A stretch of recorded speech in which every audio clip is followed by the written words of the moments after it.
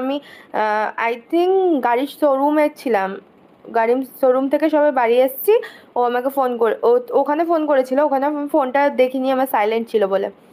বাড়ি আসার সঙ্গে সঙ্গে ফোন যখন করলাম, ফোন রিসিভ করার পরে ও আমাকে বললো আমি হসপিটালে ভর্তি। আমি বললাম কেন? বলছে কালকে দেখোনি? আমি বললাম একটুখানি দেখেছিলাম, অত আমি ঝামেলা আমি দেখি না, নিজের টেনশনের জন্য।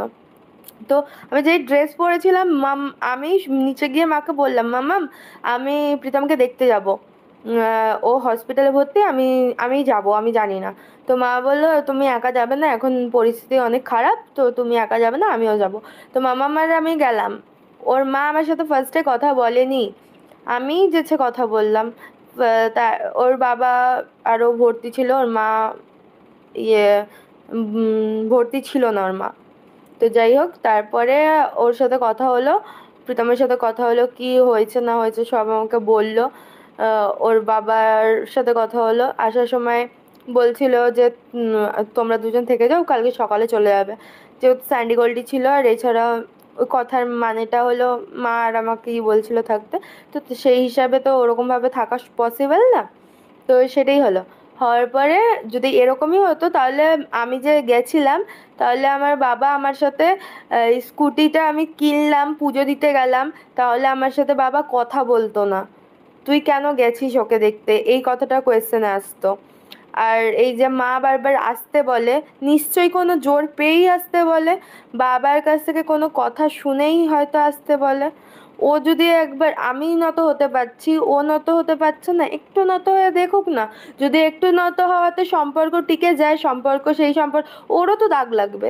আমার আমার নয় একটা দাগ লাগবে, ওর দুটো। আর সাথে এই দাগ লাগালাগি জিনিসটা না হয়ে একটু নত হয়ে যদি সব সম্পর্কটা, দুটো সম্পর্ক দুটো ফ্যামিলি মিল হয়ে যায়, সেটা বেটার না? কোন দিকে আমি ভুল বলেছি আমি জানি না, যদি কোনো ভুল বলে থাকি সবার কাছে ক্ষমা চাইছি, ক্ষমা, আমাকে ক্ষমা করে দিও। সবটা তো বললাম। আমিও যেমন নত হয়ে তার মায়ের সাথে কথা বলেছি, তার মাকে কেমন আছো জিজ্ঞেস করেছি, তারও সেটা দরকার। এবার জানি না, সম্পর্ক ঠিক হোক এটাই চাই। যাও, শ্বশুর বাড়ি যাও। কে তুমি গো? বুঝতে পারছি না। অবশ্যই আমিও তো চাই যে সম্পর্ক ঠিক হয়ে যাক। দেখো, আজ যদি আমি ওকে ছেড়ে দিই বা কোনো কারণে ডিভোর্স হয়ে যায় আমাদের, আমার একটা দাগ লাগবে, ওর কিন্তু অনেকগুলো দাগ, মানে দাগ লাগবে, এছাড়া দুটো দাগ লাগবে ওর।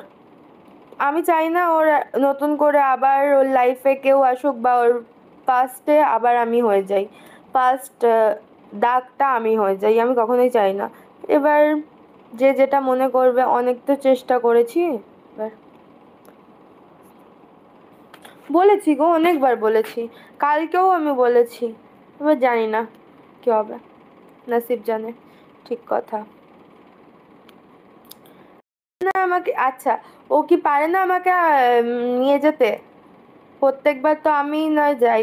এবার ওর যখন ওয়াইফ, সেই হিসাবে অধিকার খাটাবে আমার উপর। আমার উপর ওর অনেকটা রাইট আছে, অনেকটা কি পুরোই রাইট আছে অধিকার খাটানোর। অধিকার খাটিয়ে বলবে, এখানে এসে বলবে আমার ওয়াইফ, আমি নিয়ে যাব। এগুলো কি ভুল কথা? জানি না।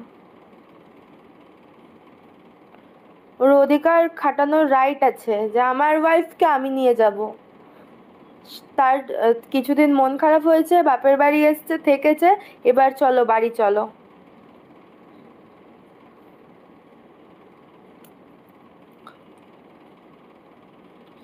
আর কে না চায় না বলো সম্পর্কটা ঠিক হতে?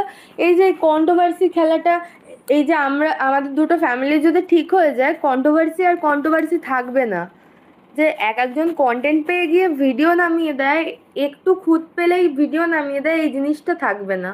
তখন আমরা এই বাড়ি আসছি, এই বাড়ির ব্লগ, ওই বাড়িতে যখন থাকবো ওই বাড়ির ব্লগ, দেন ট্রাভেলিংয়ের ব্লগ, তারপর দেন যা করব সেগুলো, A to Z সব এগুলো থাকবে। জানি না কি বললাম, না কি কি বললাম, আমি সত্যি জানি না। তার যদি মনে হয়, তার যদি ইচ্ছে হয়, অবশ্যই খাটাবে জোর।